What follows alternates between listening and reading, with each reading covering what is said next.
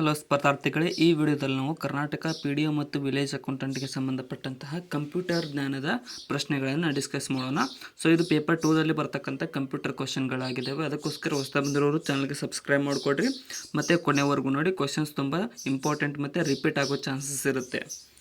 ಮೊದಲನೇ ಪ್ರಶ್ನೆ, ಗಿಗಾಬೈಟ್ ಪದವು ಇದನ್ನು ಸೂಚಿಸುತ್ತದೆ ಅಂತ ಕೇಳಿದರೆ. ಸೊ ಗಿಗಾಬೈಟ್ ಅನ್ನುವಂತಹ ಪದ ಕೆಳಗಿನವುಗಳಲ್ಲಿ ಯಾವುದನ್ನು ಸೂಚಿಸುತ್ತದೆ ಅಂತ ಕೇಳಿದರೆ, ಸೊ ಗಿಗಾಬೈಟ್ ಅನ್ನುವಂಥದ್ದು ಆಪ್ಷನ್ ಸಿ ನೋಡಿ 1024 ಮೆಗಾಬೈಟ್ MB ಅನ್ನುವುದನ್ನು ತೋರಿಸುತ್ತದೆ. ಗಿಗಾಬೈಟ್ ಅಂದರೆ GB, ಮೆಗಾಬೈಟ್ ಅಂದರೆ MB. ನೆಕ್ಸ್ಟ್, ಇನ್ನು ಕೆಳಗಿನವುಗಳಲ್ಲಿ ಯಾವುದು ಇನ್ಪುಟ್ ಸಾಧನ ಅಲ್ಲ ಅಂತ ಕೇಳಿದರೆ. ಸೊ ಈ 4 ಆಪ್ಷನ್ಗಳಲ್ಲಿ ಇನ್ಪುಟ್ ಸಾಧನ ಆಗದೇ ಇರತಕ್ಕಂಥದ್ದು ಯಾವುದು? ಇಲ್ಲಿ ಆಪ್ಷನ್ ಡಿ ನೋಡಿ, ಮಾನಿಟರ್ ಅನ್ನುವಂಥದ್ದು ಒಂದು ಔಟ್ಪುಟ್ ಸಾಧನವಾಗಿದೆ.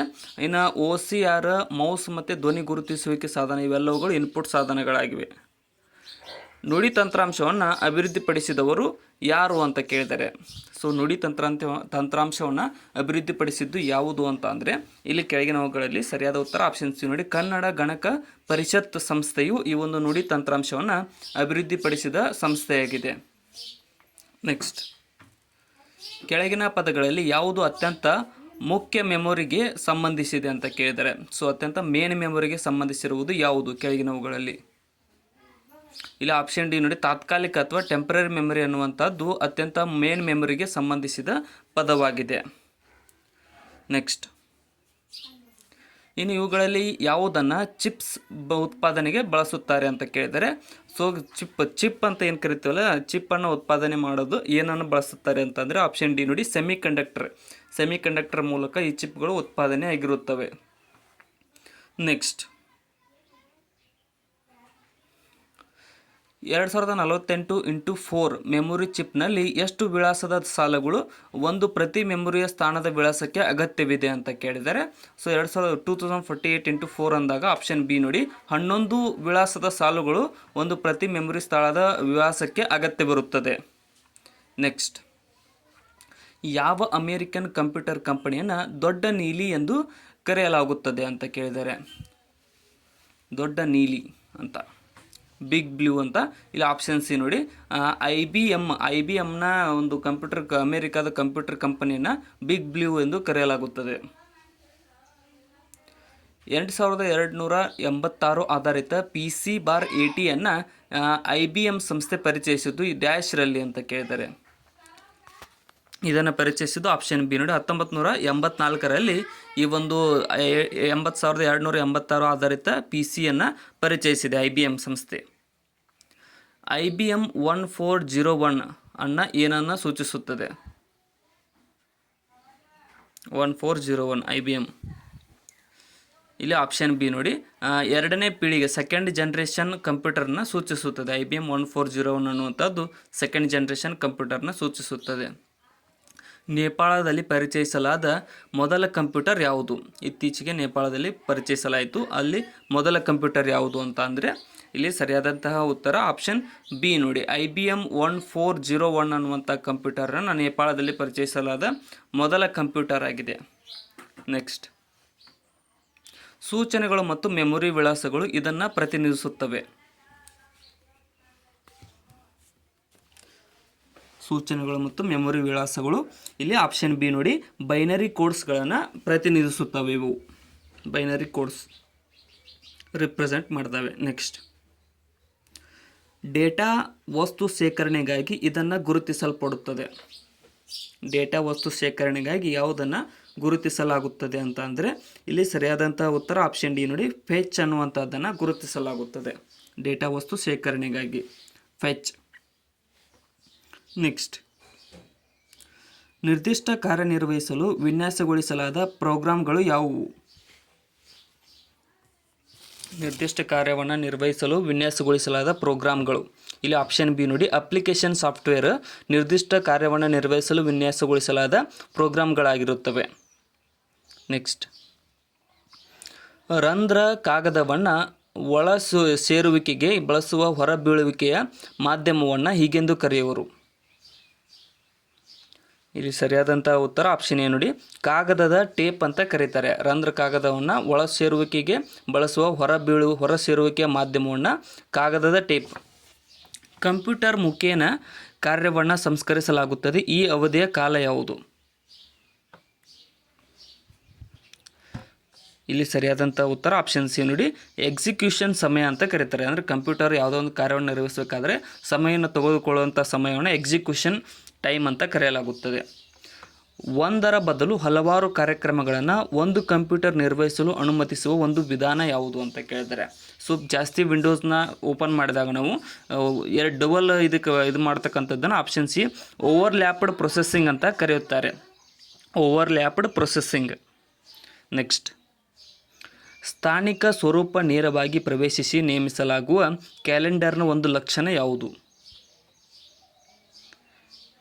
ಇಲ್ಲಿ ಸರಿಯಾದಂತಹ ಉತ್ತರ ಆಪ್ಷನ್ ಬಿ ನೋಡಿ, ಮೆಮೊರಿಯು ಸ್ಥಾನಿಕ ಸ್ವರೂಪ ನೇರವಾಗಿ ಪ್ರವೇಶಿಸಿ ನೇಮಿಸಲಾಗುವ ಕ್ಯಾಲೆಂಡರ್ನ ಒಂದು ಲಕ್ಷಣವಾಗಿದೆ. RISC ತಂತ್ರಜ್ಞಾನದಲ್ಲಿ ಬಳಸಲಾಗುವ ಪ್ರೊಸೆಸರ್ಗಳು ಯಾವುವು? RISC ತಂತ್ರಜ್ಞಾನದಲ್ಲಿ ಬಳಸಲಾಗುವ ಪ್ರೊಸೆಸರ್ಗಳು.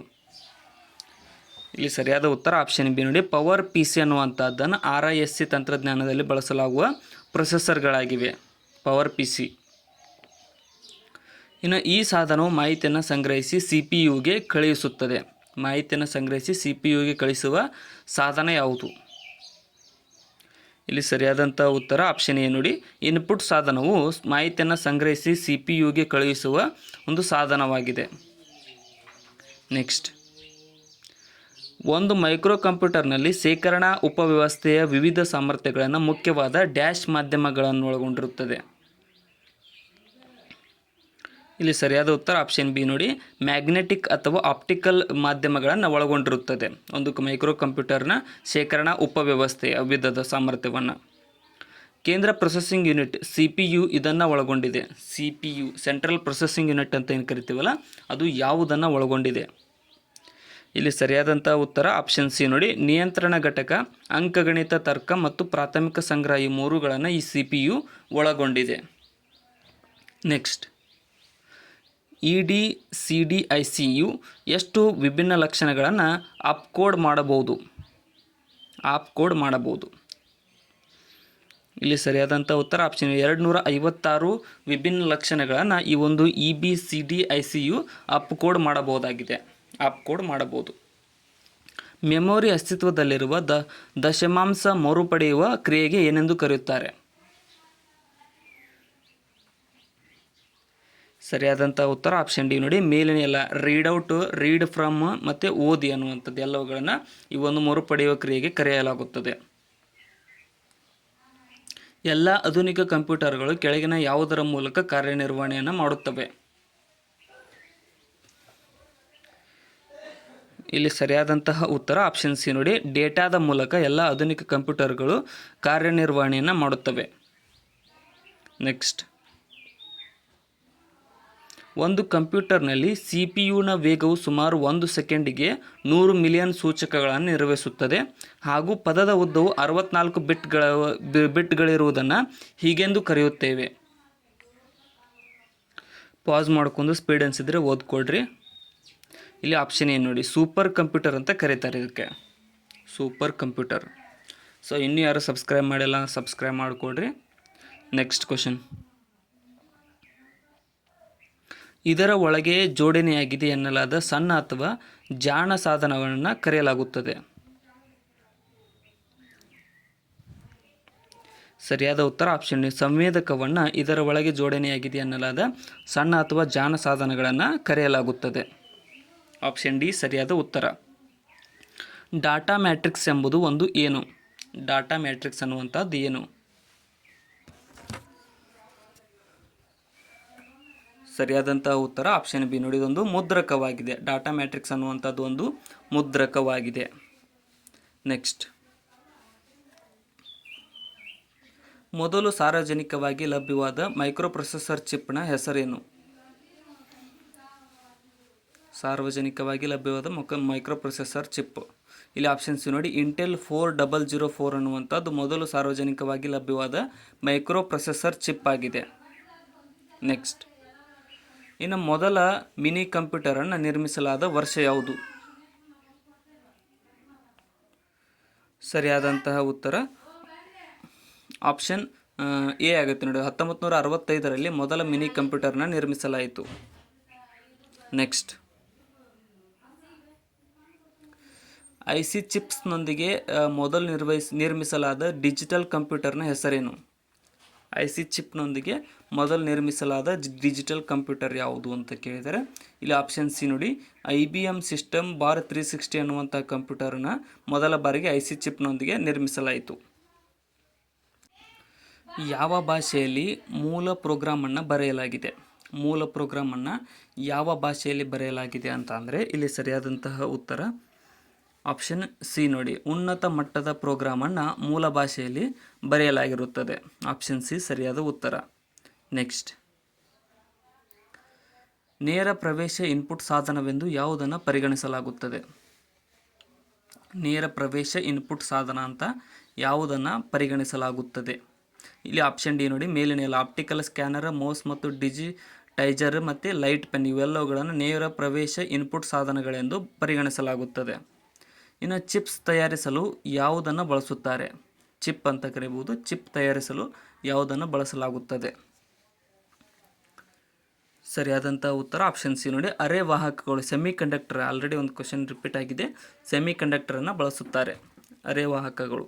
ನೆಕ್ಸ್ಟ್, ಇನ್ನು ಟರ್ಮಿನಲ್ ನಡುವಿನ ಇಂಟರ್ಚೇಂಜ್ ಮಾಹಿತಿಗಾಗಿ ಕಂಪ್ಯೂಟರ್ ಸೂಚಿಸುವ ಸಂಕೇತ ಯಾವುದು?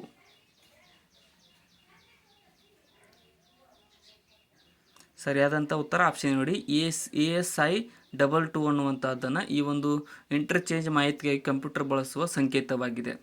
ASI2. ವಿನ್ಯಾಸ ಪ್ರೋಗ್ರಾಂ ಕಾರ್ಯಕಾರಿತ್ವ ಮತ್ತು ಕಂಪ್ಯೂಟರ್ ಸಲಕರಣೆಗಳ ನಿರ್ವಹಣೆಯನ್ನು ಕೈಗೊಳ್ಳುವುದು ಯಾವುದು? ಸರಿಯಾದ ಉತ್ತರ ಆಪ್ಷನ್ ಸಿ ನೋಡಿ, ಏನಂತಂದರೆ ಪೀಪಲ್ ವೇರ್ ಅನ್ನುವಂಥದ್ದು ವಿನ್ಯಾಸ ಪ್ರೋಗ್ರಾಂ ಕಾರ್ಯಕಾರಿತ್ವ ಮತ್ತು ಕಂಪ್ಯೂಟರ್ ಸಲಕರಣೆಗಳನ್ನು ನಿರ್ವಹಣೆ ಕೈಗೊಳ್ಳುತ್ತದೆ. ಇಡೀ ಕಂಪ್ಯೂಟರ್ ಪ್ರೋಗ್ರಾಮ್ನ ಸೂಚನೆಗಳನ್ನು ಯಂತ್ರ ಭಾಷೆಗಳಿಗೆ ಪರಿವರ್ತಿಸುವುದನ್ನು ಹೀಗೆಂದು ಕರೆಯುತ್ತಾರೆ.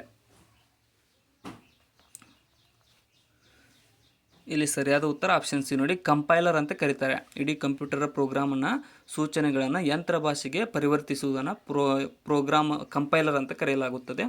ಕಂಪ್ಯೂಟರ್ ಪ್ರೋಗ್ರಾಮ್ ಸೂಚನೆಗಳನ್ನು ಯಂತ್ರ ಭಾಷೆಗಳಿಗೆ ಒಂದು ಅವಧಿಗೆ ಪರಿವರ್ತಿಸುವ ಕ್ರಮವಿಧಿಯನ್ನು ಹೀಗೆಂದು ಕರೆಯುವರು. ಸರಿಯಾದ ಉತ್ತರ ಆಪ್ಷನ್ ಎ ನೋಡಿ, ಇಂಟರ್ಪ್ರಿಟರ್ ಅಂತ ಕರೀತಾರೆ.